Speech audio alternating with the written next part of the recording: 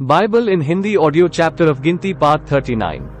गेर्शनियों के कर्तव्य। फिर यहोवा ने मूसा से कहा, गेर्शनियों की भी गिनती उनके पितरों के घरानों और कुलों के अनुसार कर। 30 वर्ष से लेकर 50 वर्ष तक की आयु वाले जितने मिलाप वाले तंबू में सेवा करने को भर्ती हो उन सभी को गिन ले।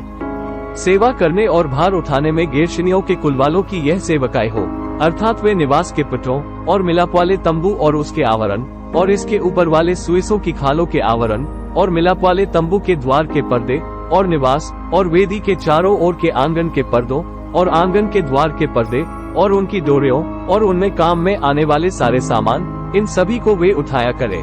और इन वस्तुओं से जितना काम होता है वह सब भी उनकी सेवकाई में आए। और गेर्शनियों के वंश की सारी सेवकाई हारून और उसके पुत्रों के कहने से हुआ करे, अर्थात जो कुछ उनको उठाना और जो सेवकाई उनको करनी हो, उनका सारा भार तुम ही उन्हें सौंपा करो। मिलाप वाले तंबू में गेर्शनियों के कुलों की यही सेवकाई ठहरे और उन पर हारून याजक का पुत्र ईतामार अधिकार रखे। मरारियों के कर्तव्य। फिर मरारियों को भी तू उनके कुलों और पितरों के घरानों के अनुसार गिन ले। 30 वर्ष से लेकर 50 वर्ष तक की आयु वाले जितने मिलाप वाले तंबू की सेवा करने को भर्ती हों, उन सभी को गिन ले।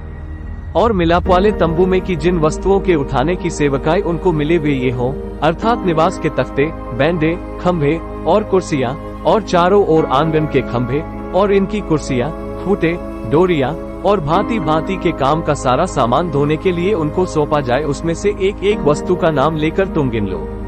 मरारियों के कुलों की सारी सेवकाई जो उन्हें मिलाप वाले तंबू के विषय करनी होगी वह यही है, वह हारून याजक के पुत्र ईतामार के अधिकार में रहे। लेवियों की गिनती। तब मूसा और हारून और मंडली के प्रधानों ने कहातियों के वंश को उनके कुलों और पितरों के घरानों के अनुसार 30 वर्ष से लेकर 50 वर्ष की आयु के जितने मिलाप वाले तंबू की सेवकाई करने को भर्ती हुए थे, उन सभी को गिन लिया। और जो अपने अपने कुल के अनुसार गिने गए वे 2750 थे।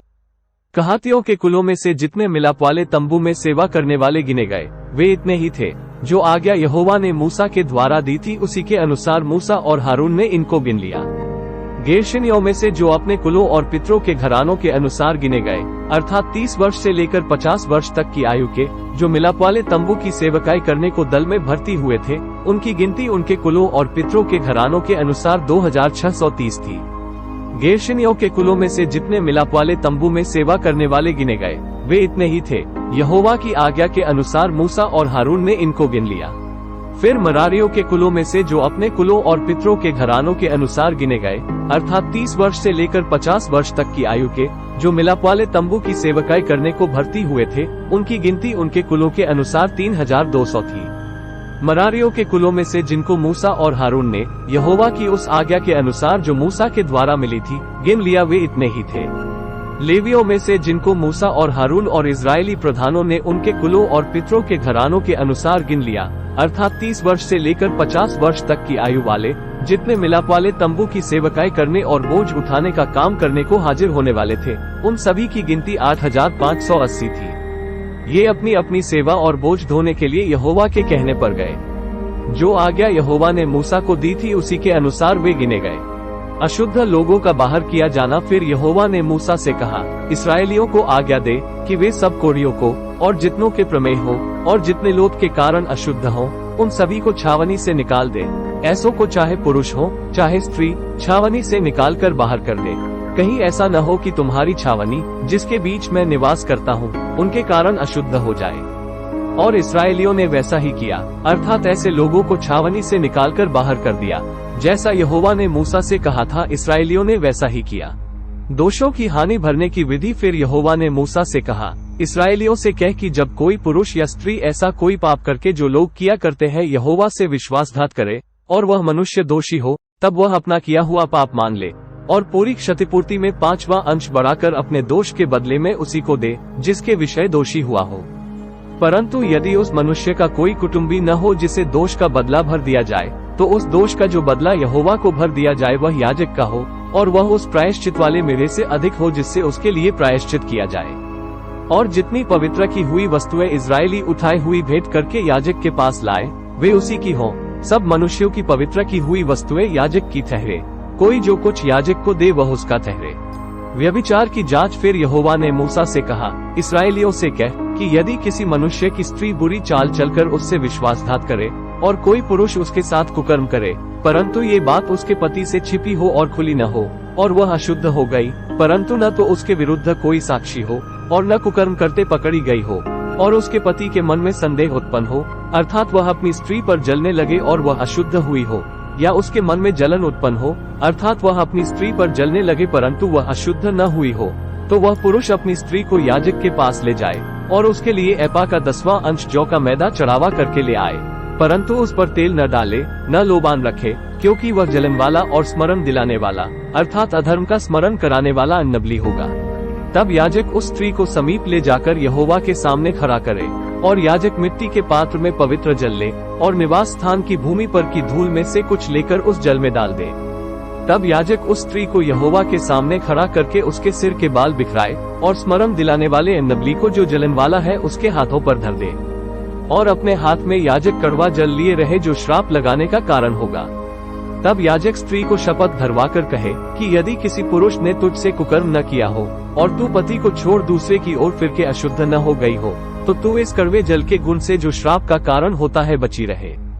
पर यदि तू अपने पति को छोड़ दूसरे की ओर फिर के अशुद्ध हुई हो और तेरे पति को छोड़ किसी दूसरे पुरुष ने तुझसे प्रसन्न किया हो, और याजक उसे श्राप देने वाली शपथ धराकर कहे, यहोवा तेरी जांघ सड़ाए और तेरा पेट फुलाए, और लोग तेरा नाम लेकर श्राप और धिक्कार दिया करे, अर्थात वह जल जो श्राप का कारण होता है तेरी अंतरियों में जाकर तेरे पेट को फुलाए और तेरी जांघ को सड़ा दे। तब वह स्त्री कहे, आमीन आमीन।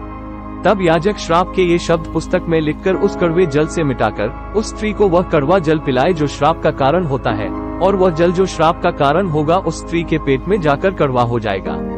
और याजक स्त्री के हाथ में से जलने वाले अन्नबलि को लेकर यहोवा के आगे हिलाकर वेदी के समीप पहुँचाए, और याजक उस अन्नबलि में से उसका स्मरण दिलाने वाला भाग अर्थात मुट्ठी भर लेकर वेदी पर जलाए, और उसके बाद स्त्री को वह जल पिलाए। और जब वह उसे वह जल पिला चुके, तब यदि वह अशुद्ध हुई हो और अपने पति का विश्वासघात किया हो, तो वह जल जो श्राप का कारण होता है उस स्त्री के पेट में जाकर कड़वा हो जाएगा, और उसका पेट फूलेगा और उसकी जांघ सड़ जाएगी, और उस स्त्री का नाम उसके लोगों के बीच श्रापित होगा।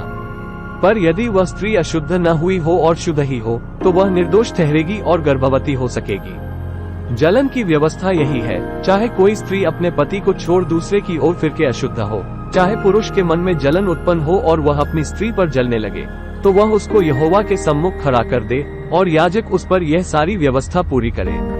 तब पुरुष अधर्म से बचा रहेगा और स्त्री अपने अधर्म का बोझ आप उठाएगी। नाजीरों की व्यवस्था। फिर यहोवा ने मूसा से कहा, इस्राएलियों से कह कि जब कोई पुरुष या स्त्री नाजीर की मन्नत अर्थात अपने को यहोवा के लिए अलग करने की विशेष मन्नत माने, तब वह दाखमधु और मदिरा से अलग रहे। वह न दाखमधु का और न मदिरा का सिरका पिए और न दाख का कुछ रस भी पिए, वरन दाख न खाए, चाहे हरी हो चाहे सूखी। लूका स्माइली फेस। जितने दिन यह अलग रहे उतने दिन तक वह बीज से लेकर छिलके तक जो कुछ दाखलता से उत्पन्न होता है उसमें से कुछ न खाए। फिर जितने दिन उसने अलग रहने की मन्नत मानी हो उतने दिन तक वह अपने सिर पर छुरा न फिराए, और जब तक वे दिन पूरे न हो जिनमें वह यहोवा के लिए अलग रहे तब तक वह पवित्र ठहरेगा और अपने सिर के बालों को बढ़ाए रहे। प्रेरे क्लोजिंग पैरेंथेसिस। जितने दिन वह यहोवा के लिए अलग रहे उतने दिन तक किसी लोथ के पास न जाए, चाहे उसका पिता या माता या भाई या बहन भी मरे तो भी वह उनके कारण अशुद्ध न हो, क्योंकि अपने परमेश्वर के लिए अलग रहने का चिन्ह उसके सिर पर होगा। अपने अलग रहने के सारे दिनों में वह यहोवा के लिए पवित्र ठहरा रहे। यदि कोई उसके पास अचानक मर जाए और उसके अलग रहने का जो चिन्ह उसके सिर पर होगा वह अशुद्ध हो जाए, तो वह शुद्ध होने के दिन अर्थात 7वें दिन अपना सिर मुंडराए, और 8वें दिन वह 2 पंडुक या कबूतरी के 2 बच्चे मिलाप वाले तंबू के द्वार पर याजक के पास ले जाए, और याजक एक को पाप बलि और दूसरे को होम बलि करके उसके लिए प्रायश्चित करे, क्योंकि वह लोथ के कारण पापी ठहरा है। और याजक उसी दिन उसका सिर फिर पवित्र करे, और वह अपने अलग रहने के दिनों को फिर यहोवा के लिए अलग ठहराए, और 1 वर्ष का एक भेड़ का बच्चा दोष बलि करके ले आए, और जो दिन इससे पहले बीत गए हों वे व्यर्थ गिने जाए, क्योंकि उसके अलग रहने का चिन्ह अशुद्ध हो गया।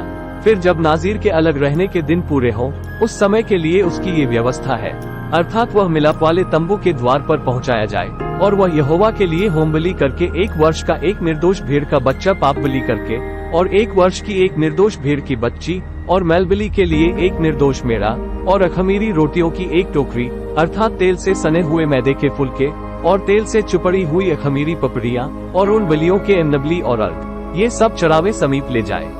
इन सब को याजक यहोवा के सामने पहुंचाकर उसके पाप बलि और होम बलि को चढ़ाए और अखमीरी रोटी की टोकरी समेत मेढ़े को यहोवा के लिए मेलबलि करके और उस मेलबलि के नबली और अर्घ को भी चढ़ाए। तब नाजीर अपने अलग रहने के चिन्ह वाले सिर को मिलाप वाले तंबू के द्वार पर मुड़ाकर अपने बालों को उस आग पर डाल दे जो मेलबलि के नीचे होगी। फिर जब नाजीर अपने अलग रहने के चिन्ह वाले सिर को मुनड़ा चुके तब याजक मेढ़े का पकाया हुआ कंधा और टोकरी में से एक अखमीरी रोटी और एक अखमीरी पपड़ी लेकर नाजीर के हाथों पर धर दे और याजक इनको हिलाने की भेंट करके यहोवा के सामने हिलाए। हिलाई हुई छाती और उठाई हुई जांघ समेत ये भी याजक के लिए पवित्र ठहरे। इसके बाद वह नाजीर दाखमधु पी सकेगा। नाजीर की मन्नत की और जो चरावा उसको अपने अलग होने के कारण यहोवा के लिए चढ़ाना होगा उसकी भी यही व्यवस्था है। जो चरावा वह अपनी पूंजी के अनुसार चढ़ा सके, उससे अधिक जैसी मन्नत उसने मानी हो वैसे ही अपने अलग रहने की व्यवस्था के अनुसार उसे करना होगा।